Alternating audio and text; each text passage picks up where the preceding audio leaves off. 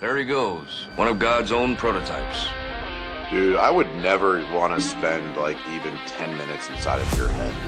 A high-powered mutant of some kind never even considered for mass production. Like, it's such a shit show. Too weird to live, and too rare to die. Hey, what's up, guys? It's your boy Johnny Buck here on the Johnny Buck Show. Gonna be a short podcast. If you guys have been listening, you can tell my voice sounds like shit. Fighting a cold, the back end of a cold, a lot of congestion, all that good stuff. But what I want to do today is give you guys 3 quick tips to help you grow a great leadership team. And what I mean by that is a team of leaders, not just management, not just CEOs, not just C-suite or managers, but actual team of leaders. So let's jump right into it. God, I'm gonna die. God, if you're listening to this, I'm sorry. That just blew out your speakers. If you're watching this, oh well. At least it wasn't as bad. But so, if you guys have been following for a little bit recently, I talked about I'm going to be building another business this year. I'm going to be partnered with a plumber buddy of mine, and it looks like that's a go. We have pretty much a handshake deal. We're getting details worked out now, so it's really fucking good. It's moving a lot faster than I thought it would, but I want to do, which is great, honestly. But what I want to do is talk about 3 tips that 3 things that I'm going to implement while I'm building this business out, because we want leaders, okay? My objective is to get my buddy out of the field. He is doing the work. He is pulling the wrenches. He is gluing the fucking fittings. He is pulling the pecs. He's doing all the work himself, and I need to get him to a leadership position so he can do better or higher tier jobs. My God. So we're going to have guys in the field running jobs essentially on their own, and we need to build leaders. And how you do that, I've done it wrong a lot, but I think I've gotten really good at it as of late. And I'm going to give you guys 3 lessons I've learned about building leaders, okay? So number 1 is let them fail, okay?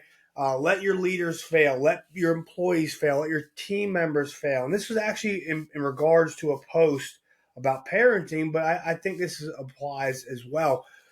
Is let them fail. Let them get hurt, but don't let them become a failure or die. And what I mean by that is I spent too much time as a helicopter parent, from a boss standpoint, like many parents do, preventing them from getting hurt, preventing them from failing, preventing them from whatever happening, because I didn't want them to go through what I went through, all the mistakes I made, So I spent too much time protecting them, and because of that, I prevented their ability to learn.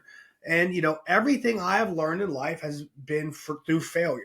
It has been through pain and heartbreak. And Jesus, what the fuck am I going to do? How am I going to make $5K by the end of the week? And I think it's really important that we do those things and let our guys go through that. Now, I'm not going to let one of my guys completely subterfuge the entire gym and wreck it, or any business, but I'm going to let them fail. But, hey, man, that fucked up. That cost us X amount of money. So, one of the mistakes I let my guys make, it was going to cost the gym annually $60,000 a year, which is a big fucking, roughly, 8% of our gross revenue at the time. Actually, at that time, it's probably closer to 10%.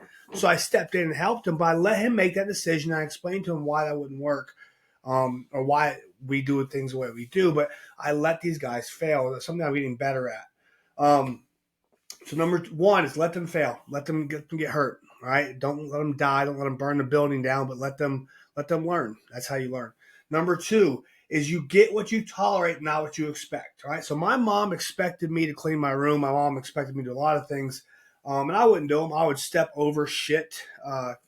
My office is still a fucking disaster.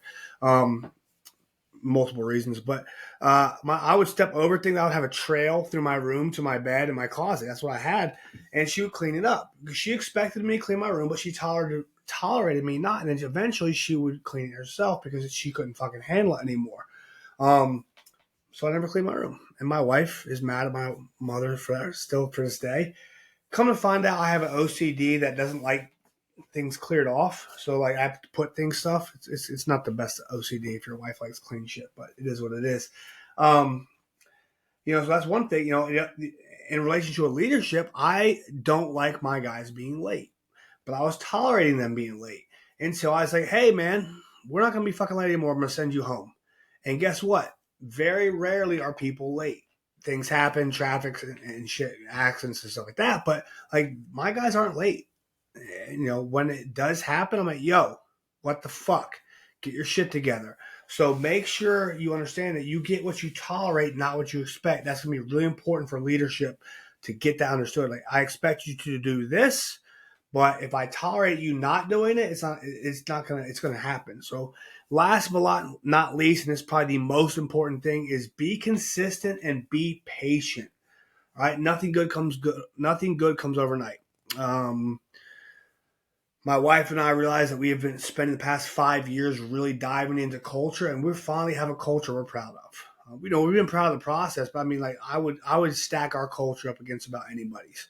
There's not very many people out there. I wouldn't do it. So remember that, like, these things are going to take time. So you have to consistently be working on stuff. If you let people not come in, going back to the last example, if you're on people's ass for being late about work, and then you stop being on their ass and they start being back late, and you get back on their ass, it's not going to be consistent. You have to hold that line all the time. You have to be consistent. You have to be constantly working on things, and you have to be patient. Okay. I didn't get where I am today. 38 years of work. I've made a lot of mistakes. I've made every fucking mistake possible so far. I'm going to continue making mistakes. I'm going to continue learning from those mistakes, but I have to understand that, we're making small steps each day. And I like talking about, if you put $1 a day in every day of the year, you have $365.